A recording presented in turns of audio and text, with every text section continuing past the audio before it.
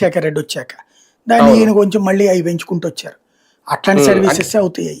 అంటే సేమ్ అదే సర్వీస్, అంటే ఇప్పుడు సచివాలయంలో ఏవైతే దొరికినాయో మొన్నటి వరకు అవన్నీ కూడా వీటిలో ఉంటున్నాయి సార్, మొత్తం అన్ని సేమ్. అదే సచివాలయాల్లో వాళ్ళు అప్పట్లో సచివాలయాల మీద వీళ్ళందరూ ఆగ్రహం వ్యక్తం చేశారు.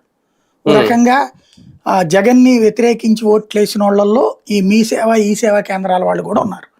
ఎందుకంటే వాళ్ళ బెనిఫిట్ వాళ్ళు చేసే సేవలన్నీ సచివాలయంలో వాలంటీర్ ద్వారా ఇంటికి అందుతున్నాయి.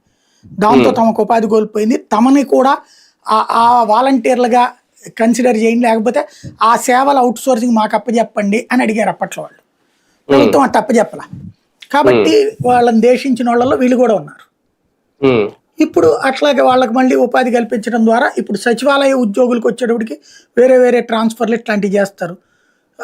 తద్వారా వాళ్ళని ఒక రకంగా ఇబ్బంది పెట్టిన ఈ కొత్త వాళ్ళకు ఉపాధి కల్పించడం ద్వారా వాళ్ళు తెలుగుదేశాన్ని గుర్తుపెట్టుకునేటట్టు ఒకటి. అంటే మనకి జగన్ ఓట్లు కాకుండా మన సొంత ఓట్లు కావాలన్నటువంటిది ఉంటది కదా, అది.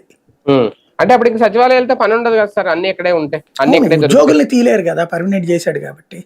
కాబట్టి వాళ్ళకి ఎదుగుదల లేకుండా తొక్కేస్తున్నారు ఆల్రెడీ ఇప్పటికే.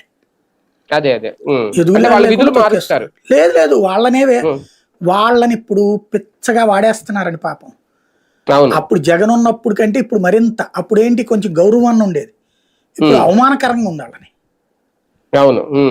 ఇప్పుడు అన్ని డిపార్ట్మెంట్ వాళ్ళు వాళ్ళ మీదనే పడిపోతున్నారు.